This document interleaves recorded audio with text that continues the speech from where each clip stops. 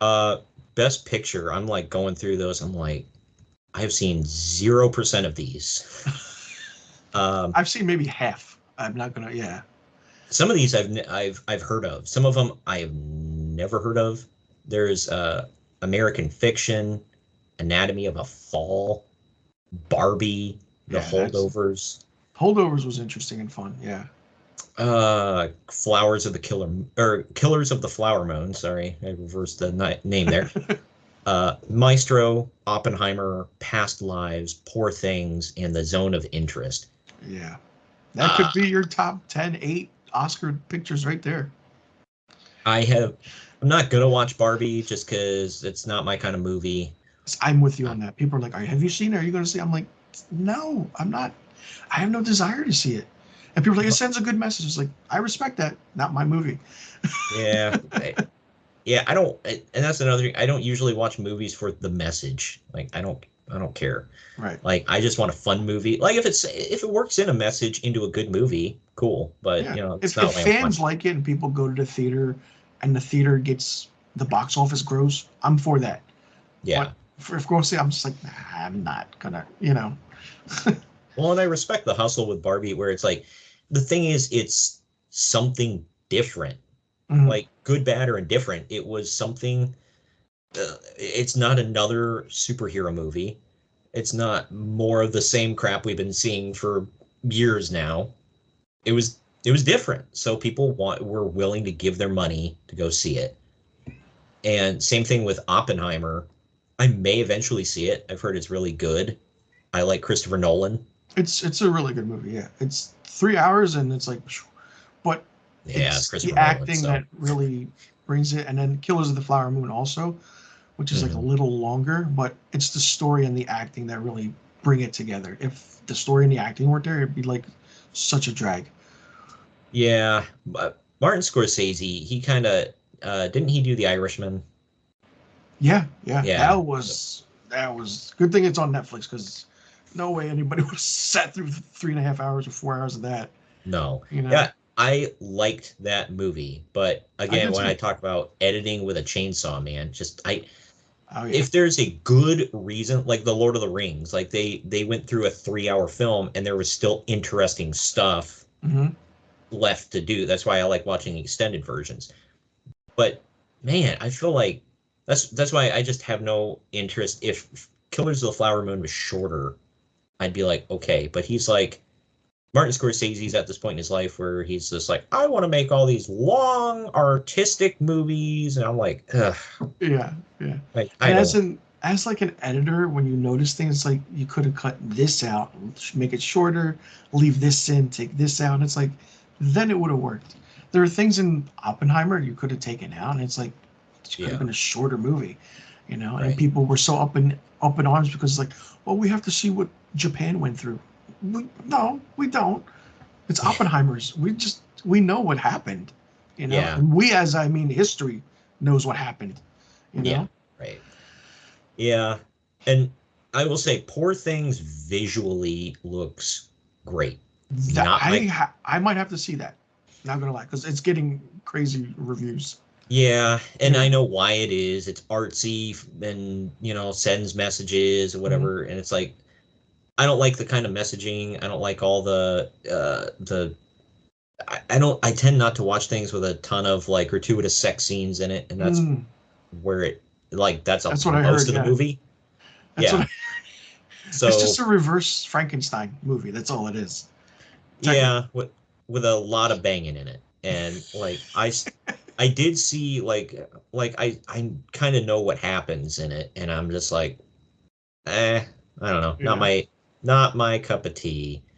So, There are a lot uh, of good movies this year and a lot of bad ones, but mostly your bad ones were mostly horror. hmm I'm a huge horror movie guy. I love horror, and there were some this year that were just like sleepers, and it's just like, why did they make this? Why did they do that? I mean, there were more bad horror movies than there were good ones. yeah, I had fun with Five Nights at Freddy's, but I'm not gonna sit here and be like, oh, it was a great film. I enjoyed it. I'm not gonna. I If it's a same day release, I'm gonna watch it at home. Oh, for sure, yeah, I Yeah, watched it on Peacock. Yeah, but seeing the box office numbers, I was blown away. I Oh was like, yeah. what? I think that was another thing, like I mentioned, it was different. It, Right. I mean, yeah, it was based on a video game, whatever, but it didn't look like everything else out there. Right. So people are just starved for something new. hmm It Um, wasn't scary either. It wasn't horror. It was just like, eh, yeah, something, some scenes here and there. But then it's like, okay, I like the story and the lore of it. And then yeah, Matthew Lillard doing his Scream and Easter egg interpretations was great. yeah, yeah, I didn't mind yeah. that. I didn't like the acting job of the main actor. Oh, Josh Hutcherson. Yeah, Josh Hutcherson. He was like, I think it was kind of the point, but he was like literally and figuratively sleepwalking through the role, and Right. I'm just like, eh, not great. Like there were a few scenes where it was like okay, but I just don't like the character as a whole. Yeah, Like, it didn't work. Yeah. and I don't know. It was fun. I would watch a sequel. My wife absolutely hated it. Thought it was such a dumb Stupid. movie. Yeah. I'm like, eh. It'll So get it'll a be sequel. It'll get. It's just that they have. oh yeah. I'm surprised they didn't greenlight it already. Right. Right. It's Blumhouse. I mean, they have hit and misses, and I respect Blumhouse because they're dishing out horror movies that made for less than 20 million and just making returns like crazy. You Right. know, Yeah. And Insidious did that. Insidious 5, The Red Door did that. 15 million. It grossed 300 million worldwide. I'm like, good Lord. what? And it It wasn't. I'll be honest. It wasn't a good movie. it was pretty boring. It was, yeah, nothing. I was like, how do you give us more in a trailer than you do in the actual film? That was another one. My wife was like hot and cold on that franchise to begin with, and I watched it with her, and I'm like, it was okay. She's like, she's like, I was bored. She's like, I almost fell asleep halfway through it. Some Like, some of the films, yeah, definitely. Like if you go back and how they're, I didn't mind seeing the family again from the first two, which is great, and then we close out their story. But yeah. it's like, all right, how many more can you do? And now they're making a sixth one evidently because this Oh one made God. so much money. Yeah, Yeah. insane. Well, did you see the spoilers for anybody who hasn't watched it? Skip ahead like a minute. Um, did you see like the part where the dead psychic medium lady, Oh, whatever, she comes shows up? back. Yeah, Yeah. And like that part, it felt like because there's like a long pause between when she speaks and then they pan around or whatever, and it felt to me like on a sitcom where Fonzie walks in and they stop for a minute to to cheer. show. Yeah, Yeah, I yeah, feel like they thought that was going to be a big cheer break in the theater, yeah, and I'm like, people are probably like, oh, it's her, and yeah. that was it. That was it. Yeah, and it's just Like, like, oh, okay. You yeah, know, like I kind of figured you were going to pop up, lady. Like, yeah. If it's with the Lambert family in the city's movies, she's going to show up. right. Yeah. Yeah. But it wasn't a good. It was yeah, it wasn't good. But I No. respect that it made its money. I was super excited for the new Exorcist, and that one disappointed me. Man, Like I was so hyped for that. I went in with so much high expectations. I sat through that. I was like, this is it. This is what happened. I feel like it hit me like somebody watched the first movie or read the book or something and then completely missed the point. Yeah, and knowing it's a direct sequel 50 years later, I'm like, Yeah. what are you? It kind of worked with Halloween 2018, maybe. Yeah. That was fine, but then you did Halloween Kills and Ends, which was just in another Ab- topic. Like, abysmal. exactly. And it's like, all right, but then Blumhouse paid like $400 million for the rights to The Exorcist, and it's like you have two more films now. What are you gonna God. do? What are you gonna do? Well, they completely missed the freaking point. They And did. again, it's like I hate to make this sound like I'm bagging on like modern messaging and being one of those guys, but like I feel like they tried to squeeze a lot of that in, and it's like that's really undercutting the whole premise of what The Exorcist was. Right. Right. And the mom from the first movies in it, spoilers, like Yeah. I feel like they made her unlikable, because she's like, well, they wouldn't let me in the priests wouldn't let me in the room during the Yeah, exorcism because of their damn patriarchy. I'm yeah. I like, was like, they explain in the movie why you can't be in the room. And didn't those two priests sacrifice their lives to help you and your daughter? yeah, Like, how yeah, about some it's true. appreciation, lady? Yeah, and then they just one off and just like made her blind. I'm like, oh, okay, horrible Yeah, writing, horrible. And then, spoiler alert, Linda Blair shows up at the end. yeah, I'm like, ooh, I'm like, okay, and then they go right into the next movie. I'm like, I love the practical effects though; those were great.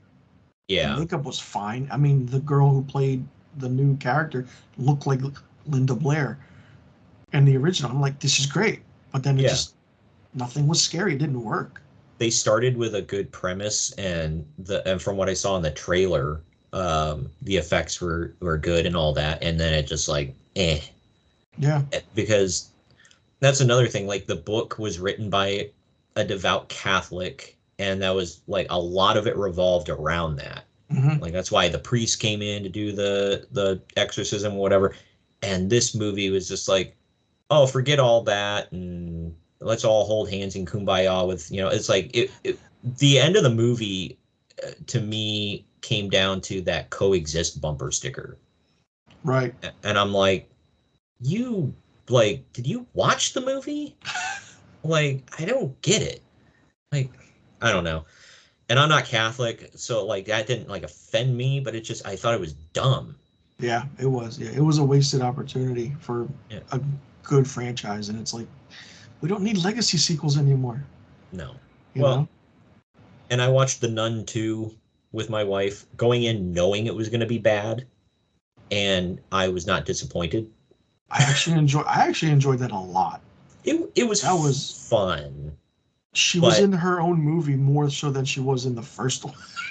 yeah, It's like, oh, I thought it was fun. But my thing is like I love the Conjuring movies. I know same. people didn't.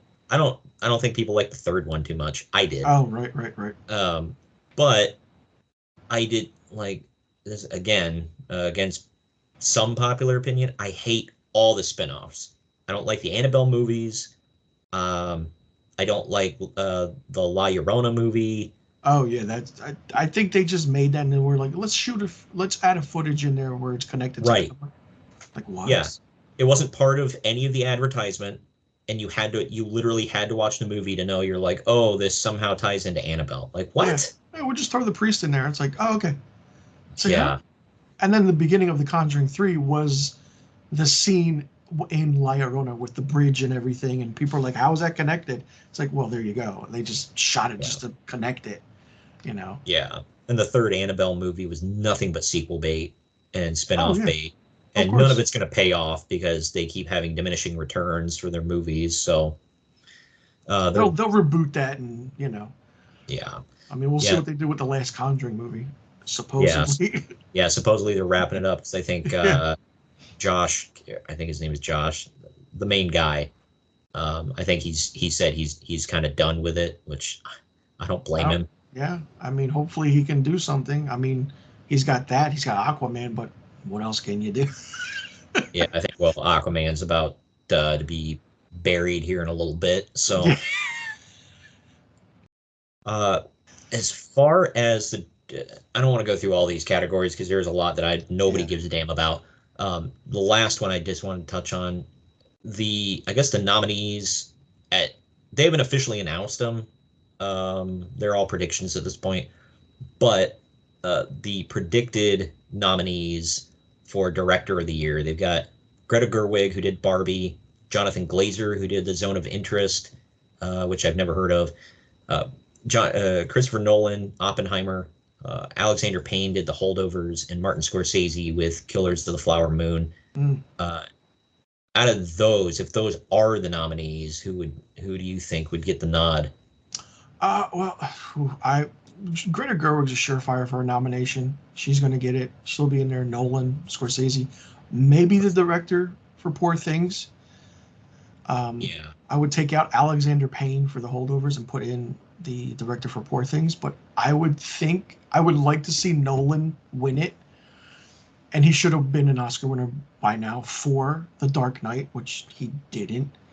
But I feel like uh, I want to say the Academy is going to give Scorsese his last Oscar. It might be him. It could I be either feel way. If Scorsese wins Best Director, Oppenheimer will win Best Picture. But if Nolan wins Best Director, I think Killers of the Flower Moon will win Best Picture. It's been a uh while since two films had Director Picture in a long time. Oh, actually, no. I think last year did with Everything Everywhere All at Once. oh yeah. Yeah. I haven't seen that movie yet, but I don't know. Like I've heard it's really good from a lot of people, but I've also heard from a lot of people it's like it was good, but man, they overhyped the crap out of that movie. Yeah, yeah. But it's creative. If you're talking like creative art standpoint or filmmaking, it's good. It's a fun movie. Yeah, So it really worked. But I think I want to see Nolan get his first Oscar. I really do. It would that'd be be great. nice. It'd be nice. It'd be perfect. And then Nolan winning again for Best Picture. Great. It'd be fine. The director of Poor Things, his name is Yorgos Lathimos. He's Greek. Lanthimos. Yeah. Yeah. Okay. Yeah. Yeah. Mm. Yeah. He's got potential in the future. He's got a lot of good stuff coming out. I'm pretty sure. So we'll see what happens. And for even, great movies of this year, those are the good movies. Like other than that, it's like you have the indie films of like Anatomy of a Fall, Zone of Interest, American Fiction. They'll get nominated.